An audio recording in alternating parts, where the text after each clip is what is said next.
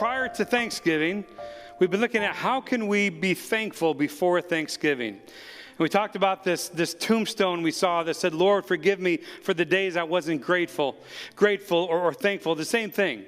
And we learned last week that this is serious business to God, that we would be thankful, that we would not be whiny and complaining like the children of Israel were. And so, but the question is, how do we live that out? How do we show that we're thankful and grateful? And so today and next Sunday, I want to look at two ways in the Bible that I think are some of the best ways to demonstrate thankfulness. What does it look like to be thankful, opposite of the Israelites we talked about last week? And we're going to be talking about a couple things. First of all, how a thankful heart is a contented heart. And then next Sunday, how a thankful heart is a generous heart. Generous heart. You know, 2 Corinthians 9:11 says, you will be made rich in every way so that you can be generous on every occasion. And through us, your generosity will result in thanksgiving to God. Thankfulness and generosity go hand in hand. But today I want to talk about how do we have a contented heart as a way to be grateful to God. What does it look like? How do we know if we're doing it? We all know we should be content, right? Like if you have read the Bible at all, you know that the Apostle Paul in many places says that Philippians 4 says, I have learned to be content in whatever the circumstance. I have learned the secret, he says, of being content in every situation, whether I have a lot or whether I have a little. 1 Timothy 6:8 says, godliness with contentment is great gain. So contentment is good. Contentment is great gain. We know that. We know that. But Paul says it's something that we have to learn, he says. It's not something that comes natural to us. I don't think we're born right out of the womb and somebody wants to feed us and we're like, no good, I'm content, I'm thanks, right? No. What do babies do when they come out? They scream, they cry, feed me, feed me, feed me. We have to learn to be content. And so how do we practice that? How do we know it? And we're going to be talking these next couple weeks how it relates to our finances. And so the Bible would say that one of the signs of living a contented life is that we would not spend everything we earn, but we would have some savings. And we have a problem in this country with savings. The majority of people today say that they couldn't come up with $400 or $500 cash in an emergency. And not always, but most of the time it's because we overspend. We buy things we don't need because we're not content. We think we need to have the newest, latest, greatest, bestest, whatever it is. We have to have something different, something better. But the Bible talks about how it's so important that we would proactively put away and save part of what God has given to us. It's so important. Proverbs is full of this, but I love Proverbs 13:11. It says, dishonest money dwindles away, but whoever gathers money little by little makes it grow. Little by little makes it grow. This word, dishonest money, we missed something in the English translation. It actually comes from a Hebrew word which means hasty. In other words, hasty money dwindles away. Talking about people here who have a habit of get-rich-quick schemes. And these things, it seems like they are always infiltrating churches, like there's some new way to make a lot of money with minimal effort and get rich quick and all these other things. And yet, the Bible says we need to be really, really careful about that. I've known too many Christians who are always looking for that next pipe dream about how to get rich. But God's solution is so much easier and so much simpler than that. The biblical solution isn't like to strike it rich and get rich quick and easy, but it's to develop the discipline to save money little by little. Whoever gathers money little by little makes it grow. And so the issue here is we just plod. We plod along. From the moment, hopefully, we start working $5 here, $10 here, $25 here, put it in savings and watch it grow. And the goal is to be what Dave Ramsey and other people call it, to be financially free or to have financial peace. Now, please understand, I'm not saying that we need to do this so that we can put our trust in how much money we've accumulated. Jesus talks a lot about how that's not a good idea. We don't trust in our money. But we want to be good stewards of what God has given us. We want to be ready and prepared for the things that come upon us in life. But little by little by little. Some of you know this because I've mentioned it several times, but about 20 or so years ago, two guys, Dr. William Stanley and William Danko, they wanted to discover who are the millionaires in the United States and how did they become that way. Initially, basically, they were hired by companies to go and do research so those companies could discover how to market their products to people who have a lot of money. But these two guys were so startled by their discovery, they felt the need to share the wealth accumulation strategies of millions of millionaires who are just regular people. So they wrote this book called Millionaire Next Door. And it's basically saying, you know what? The people that are millionaires, we would never suspect them of it. They don't look like it. This is what they say in the book. They say, 20 years ago, we began by studying how people become wealthy. Initially, we did it, just as you might imagine, by surveying people in upscale neighborhoods all across the country. But in time, we discovered something odd. Many people who live in expensive homes, drive luxury cars, have a lot of stuff, don't actually have much wealth. Then we discovered something even odder. Many people who have a great deal of wealth do not even live in upscale neighborhoods. Most people, the authors say, have it all wrong about wealth in America. Wealth is not the same as income, they said. If you make a good income each year and spend it all, then you're not getting any wealthier. You're just living high. But wealth is what you accumulate, not what you spend. And so they went on in this book to talk about how they don't live in fancy upscale homes. They don't drive expensive cars. Like, in other words, they don't look like Thurston Howell III on Gilligan's Island, okay? Like that is not the MO of these people.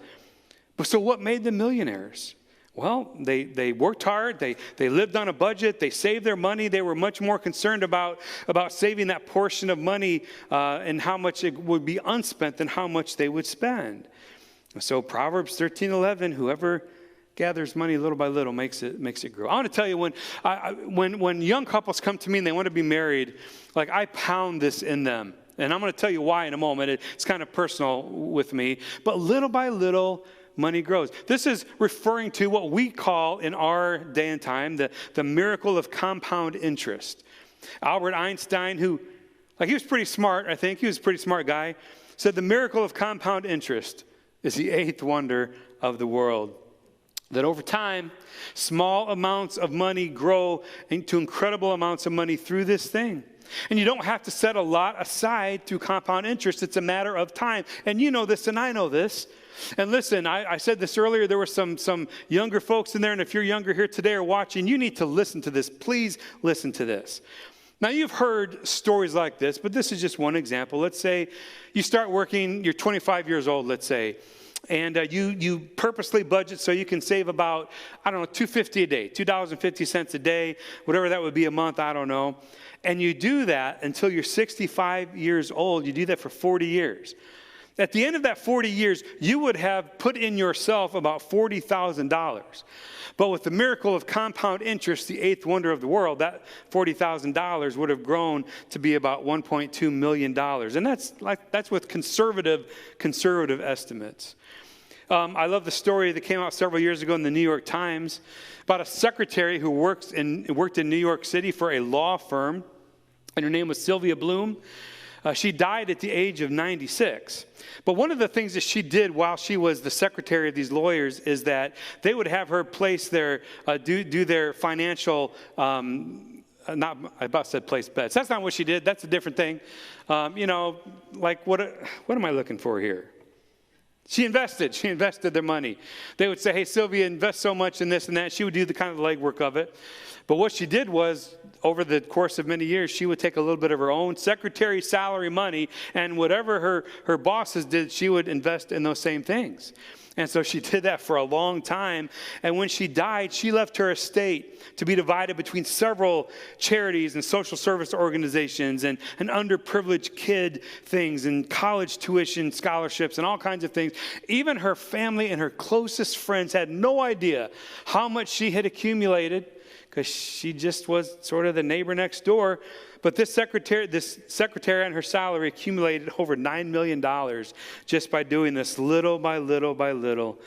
And it's just a well-known, basic, effective plan regarding how the Bible tells us to manage the funds that God gives us. And this is what we're about. We're about how can we steward the things that God gives to us.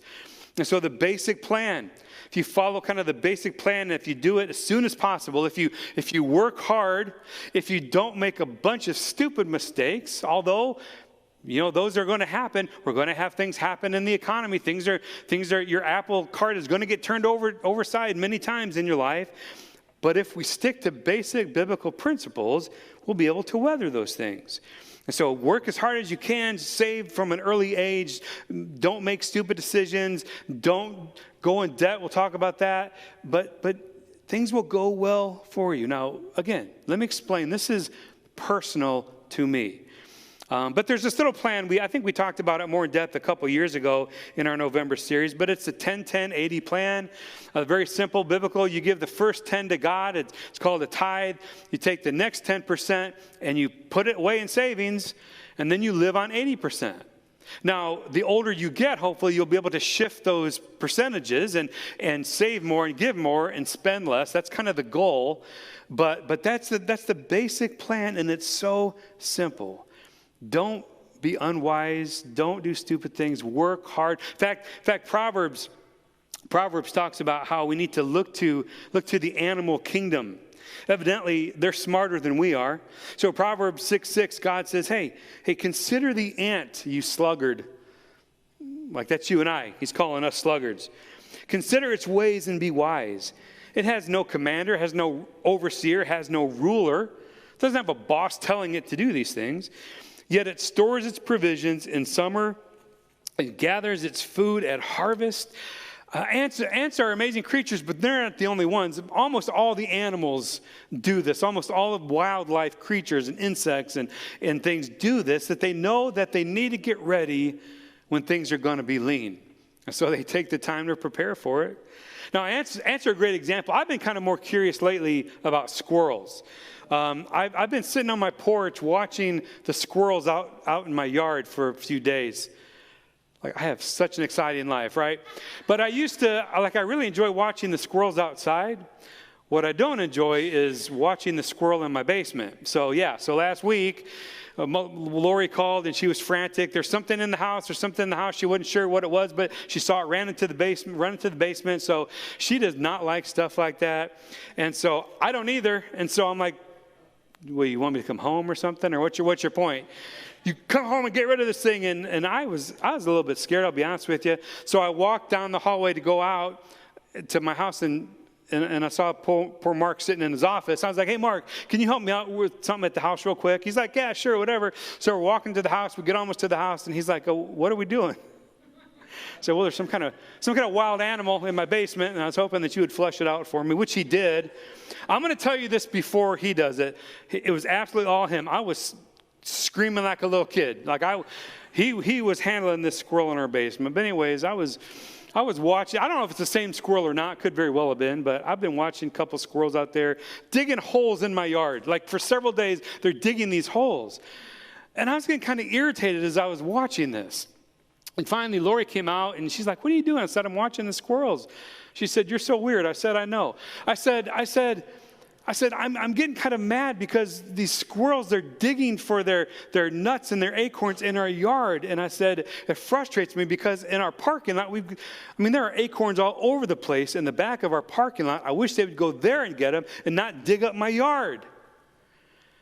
And she looked at me like, you are so stupid. She didn't say it, but she was thinking it. I promise you. She's like, Chris, they weren't looking for the acorns. They were burying them. Oh. Well, then my next question was, well, how are they going to find them when it's winter and it's covered up with snow? It was like a conversation between a mom and a 5-year-old, right? Mommy, what holds the clouds up in the sky? I don't know. I'm just not too bright, I guess, but they know. They know that winter's coming. And so, man, they just work their bushy little tails off to get ready by saving up for food. And how many times have you said to yourself over the course of many years, it's about this time of year, maybe October, like I need to do this and that to get ready for winter. I need to, I don't know what it is, do something with the car or the house or whatever it is. I need to get ready for winter. And then we have a week like we've had this last couple of weeks. And we're like, winter? What's that? Like it's probably going to be a light winter, and then all of a sudden we get caught up short because we haven't prepared. But winter always comes. Winter always comes in our financial lives as well. There's always going to be an unexpected expense. There's going to be an illness. Something's going to happen that's going to, again, overturn your Apple cart, and something is going to happen. And that's why we need to do everything we can. Yes, trust in God, but God gave us brains, and he's telling us, look at the ant. Look what the ant does. You guys need to do the same thing. And so we need to be diligent in saving throughout the year. So whether or not we are proactively saving, I think that's a sign of thankfulness. If we're not, that means we're discontent. Like we're not thankful. We're trying to live above our means, or we're not planning for the future, and we just buy things that we don't need, and we need to be content. I think another sign that is definitely one is, again, it's debt. It's if we go into credit card debt. How much is too much credit card debt? Well, most of the time, any consumer credit card debt is not good because, again, it means we're not content with things we have or the provisions that God has given us. And so not only do we not save, but we go into debt to buy things that we don't need, things that we can't afford. And I get it, trust me. Now, am I saying that, hey, Chris, or I'm not saying that being content means that we can never buy anything, or being content means that we can't ever try to get a better job or increase our income or whatever. No. The Bible talks a lot about industriousness and hard work and how we can do that to make a better life for our family, to live a productive, more joyful life, to live a more generous life. But if we're going into all kinds of debt to get there, and we're not saving for an emergency, and which is going to make us borrow more when the emergencies come, then we're not elevating our quality of life. We're endangering it because we're becoming slaves to debt, slaves to anxiety, slaves to fear. I show this picture every few years. Many of you have already seen it, but I just love the story. This guy, remember him? Walter Kavanaugh. Walter Kavanaugh's name. 1972, he and a friend bet a steak dinner to see who could accumulate the most credit cards over the course of a year. Neither one of them, they were both fairly wealthy. They didn't need this, but it was just kind of a game for them. And so they had this bet. At the end of the year, Walter Kavanaugh won the steak dinner by applying for and obtaining 143 credit cards to beat his friend's 138 credit cards. And that was just the beginning. Walter Kavanaugh didn't stop. He was having so much fun that the Guinness Book of World Records now holds him as the world record holder with an astounding almost 1,500 valid credit cards, all of which amount to a $1.7 million line of credit. Now, without a doubt, you know as well as I do that the number one source of financial stress, the number one source of stress in marriages is credit card debt. It's debt. And that's why we really need to be diligent in getting rid of this. Now, a lot of people say, well, does the Bible prohibit any debt whatsoever? Well, no, it doesn't. But I'll tell you what, it sure doesn't like it very much. And it sure does everything to warn us against it, and especially in certain circumstances.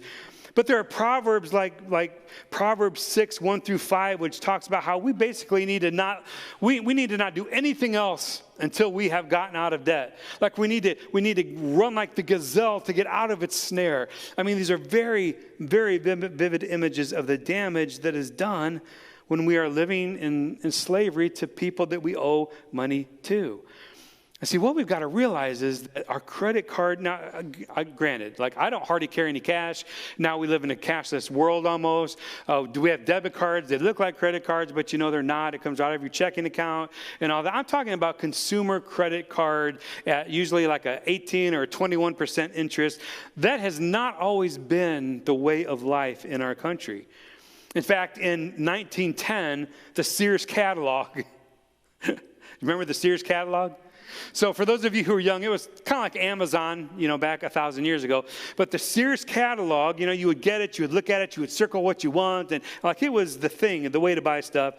It said inside of it, buying on credit is not good. If you want to buy something on credit from this catalog, don't do it. Can you imagine Amazon telling you that, like being concerned about your personal finances? JCPenney department stores, I don't know if they do anymore, but at one time they made millions of dollars on credit card products. But their founder of JCPenney, James Penny, earned himself the nickname James Cash Penny because he detested the use of debt so much. Henry Ford called debt a lazy man's way to buy things, and his philosophy was so ingrained in Ford Motor Company that Ford didn't offer financing for its cars until General Motors did. I think it's kind of funny. But in 1951, everything changed when the Franklin National Bank of New York created what was called a credit card, which allowed the users and the holders to make a purchase at a retail store in New York City on credit and then pay for it later. In 1958, American Express began issuing a charge card for travel and entertainment purposes. And then different retail stores began jumping on the bandwagon, offering their own credit cards. In 1966, this is kind of a watershed year, Bank of America formed a licensing agreement with other banks, which enabled them to issue credit cards on a widespread basis. And they called it the Bank AmeriCard, which was later renamed to Visa in 1976. In 1967, 4 California banks formed what they called the Western States Bank Card Association, and they introduced the Master Charge program, which obviously was later renamed to MasterCard in 1979. And so there was a time when it wasn't so pervasive. Even when these things started coming out, it was still very, very uncommon for people to use them. In fact, in 1970, only 15% of Americans carried any kind of charge card. According to CardTrack today, research company Americans now currently have more than $660 billion in credit card consumer debt. According to the Wall Street Journal, more than 70% of Americans live paycheck to paycheck, only making the minimum payments on their credit cards. And what's scary is that credit card companies don't just market to adults anymore, but they directly market things for kids. Credit card companies have created what they call kid branding. It's a niche of marketing, kid branding. For example, a few years ago, Raisin Bran cereal had an ad on the back of its cereal box that said Visa, the official card of Whoville. And it had Grinch characters, cartoons on the back of it. Now, who's that targeting? It's not us. Who's that targeting? Kids, right?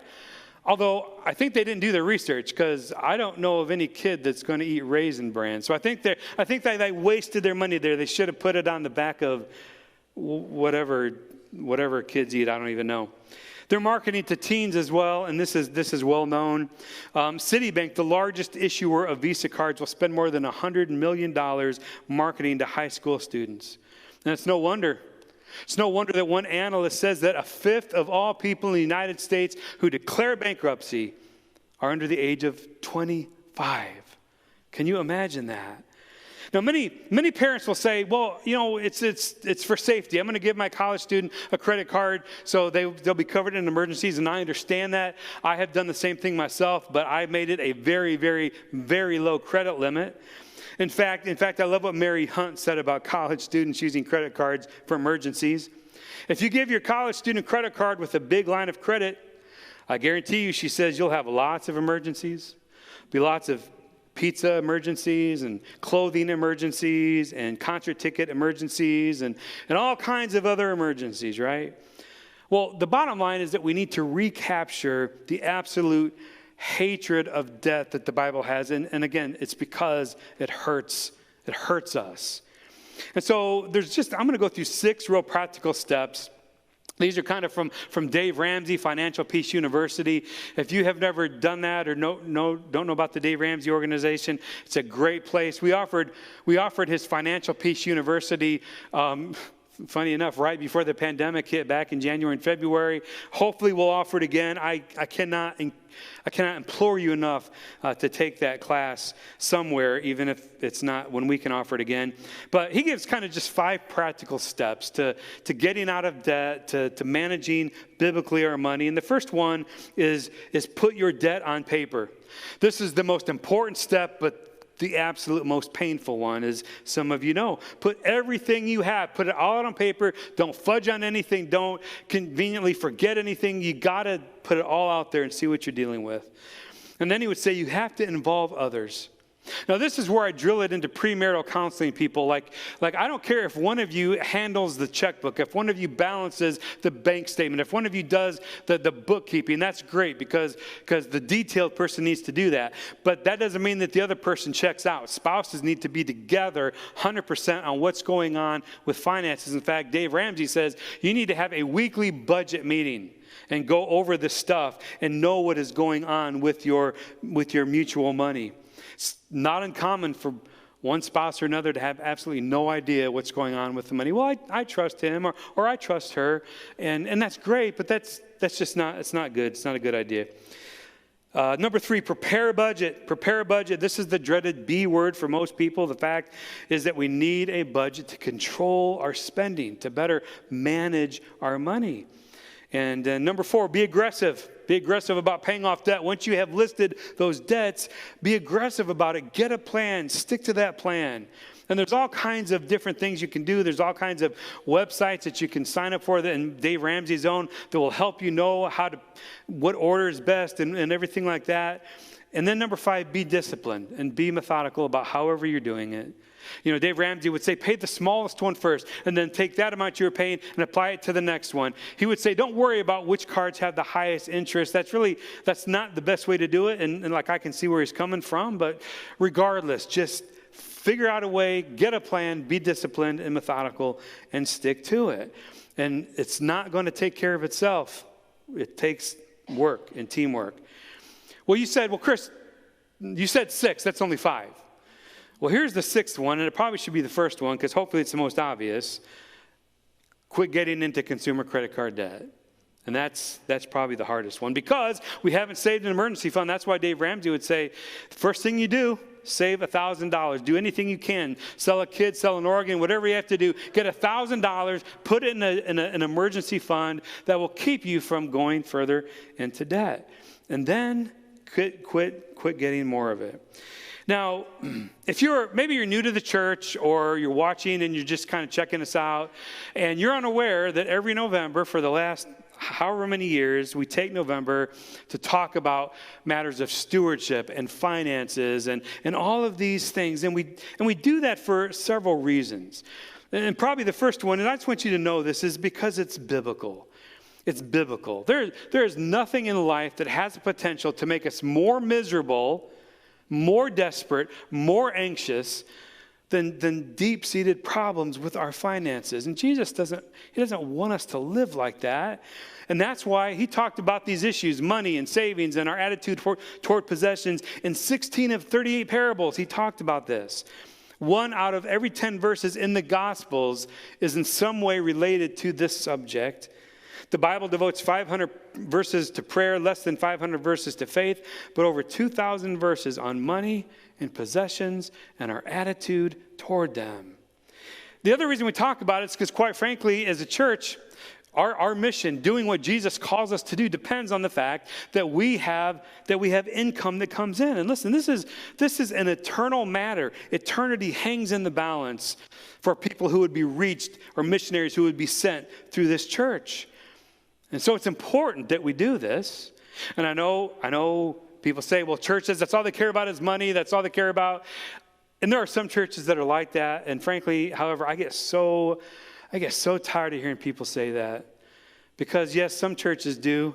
And yes, we do talk about it. But the best churches, most churches, our church, we don't talk about it because we want your money. We talk about it because we want something for you, not from you. And that's the God's honest truth. However, we're on a mission. And Jesus gave us our mission. The other reason that I take the time to do this every year is because I love talking about it. I'll be honest with you, when I started out in preaching, many years ago, I was loath to talk about it. I did not want to talk about this. Because it's all I heard. Churches don't talk about money. Churches, all they want is your money. And I was determined that we would not be a church that ever brought up money. But yet, talking about it gives me an opportunity to clear up some of this absolute nonsense, messed up, goofed up teaching on money by some Christians that you hear and read. There is such nonsense done or said regarding, in the name of Jesus, regarding this stuff. It just irritates me. But also, because again, it's the key to managing resources well, and that is what will make you have a better life, have peace in your life, will make you more generous, will make you just enjoy life so much more. Now, every November we do this, and if you go back and look at other sermon series, you'll see some of these same things because it's not rocket science. The principles don't change a lot. I'm doing kind of a more lighter version of it this year, but it's very, very personal to me that we talk about these things. Because I want, especially if you're young, I so much want better for you than I had. So this is very personal to me. I've shared this before, and I'm not too proud to say that I'm stupid many times, but I'm 54 years old. I know you're shocked. Chris, you don't look a day over 53. Well, thank you very much. I appreciate that. Lori and I, we've been married for almost 33 years. And for many, many years, we were not good managers of the funds God gave us. I'm just going to say that. When we were young, we were stupid. Nobody ever sat us down and talked to us about this. We never had premarital counseling on this. We never heard sermons about this every year because most of the time I was the preacher and I didn't want to talk about this stuff. And I'm not blaming anybody. But we were just never challenged to, hey, you know what, if you follow these simple steps from an early age, man, it'll go so much better. Now, let me tell you that in spite of the mistakes we've made and stupid things we've done, God has been incredibly faithful. And God is like that. Like He's not going to kick you out of His favor and His graces just because you make some bad mistakes. But He's been incredibly faithful to us and provided for us in so many ways.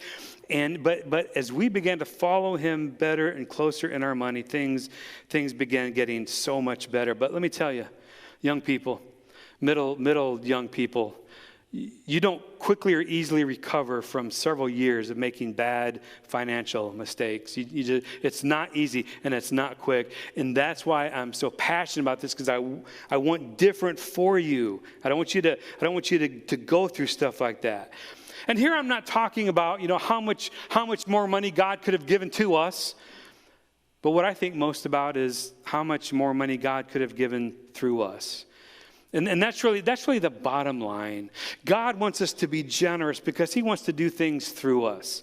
Yes, blessings will flow to us, but the more we allow to flow through us, the more. Now, this is not health and wealth prosperity gospel. This is not, send in $5 and we'll send you a prayer shawl or prayer rag or whatever it is. And whatever. This is just biblical teaching that you put God first, and not only will He bless you, but you'll just manage your money better. And I want that so much for you. I think about how much less in our own life, Lori and I, how much less shame and anxiety and guilt I would have. So hear my heart on this. I don't preach on this because all we care about is money as a church. That is not the case. I preach about it because I want something better for you and because it's biblical. See, you're a part of our church, and I just want you to understand this right now, especially if you're new. You are a part of our church family, whether you give $10 or $10,000. Nobody's going to look at what you make except for a couple people, and they don't say anything, and nobody's going to call you and ask about where your donations are. This is between you and God. It's your business, and you are every bit as much of a part of this church, whatever you give, even if it's nothing at all. And I know this is a sensitive subject. And maybe you're new to our church, or you're just checking us out, and maybe this has made you uncomfortable. Maybe it's made you upset, and you're like, all right, Chris, wrap it up. We want to get out of here, right? I get that. But this is just what we do. And so we talk about it because our mission is to make disciples who follow Jesus, people who love Him and follow Him with all their heart, soul, mind, and strength. And Jesus talked so much about it because he knew that if he can have you let go of this area in your life, you'll probably yield the rest of it to Him. But especially for us, this is really hard to do in our society. But I want you to do better than I have done. I want you to experience the joy and the freedom and the blessing of totally yielding your life to God in every area, especially this most difficult one. I have a whole file full of stories I could tell you about things that God has done, just little things, some big things regarding how he blesses us. But just want to share this with you. I forgot about it. It just came to my mind the other day. This goes back about 10, 15, maybe 16 years ago. We had an intern at our church, and so the practice was for that summer that we would take he and his fiance out. We would take turns taking them out for lunch after church every Sunday. We had a sign-up sheet, and so one Sunday it was Lori and I's turn to take them out. We still had 3 young kids. So, it wasn't going to be a cheap thing. And at the time, I was recovering again from years of stupid financial decisions. And so we didn't have that much money in our checking account, but I wrote the check to the church, and there was probably going to be just enough to cover lunch. I did not want to put on a credit card. Oh, it was November, by the way, when this happened. And didn't want to put on a credit card. We had some savings a little bit, but I didn't want to get it. So I'm just going to pay it with what we have. And so after church, and I promise you that nobody knew we were taking them to Applebee's. Nobody even knew that we were taking them out. Nobody knew anything about this. I go into my office. This has happened so many times. I look on my desk, and there's an envelope. And there was an envelope, and in it was a $50 gift card to Applebee's, which is where we'd already decided we were going to take them. Now, again, I told nobody that. God just put in somebody's heart to do that. And that's just like one example of so many times when I was reminded that if we just trust God, if we just take God at his word, if we put him first in our finances, he really, really does, as Paul says, supply all of our needs according to his riches and glory. And so we want to walk with him. We want to yield our hearts to him in every area, and especially this one. Now, next week, we're gonna talk about what's up with giving and tithing and what's that all about. And please come, or please watch if you're not able to come. Do not let this scare you away. I know these are difficult subjects. Most people don't like to talk with them. Like somebody said, I think Wells Fargo did a study that said that talking about money is the most feared thing to do with another person. And here I am doing it with however many people. And so hang in there, all right? This is important stuff if it's all new to you, all right?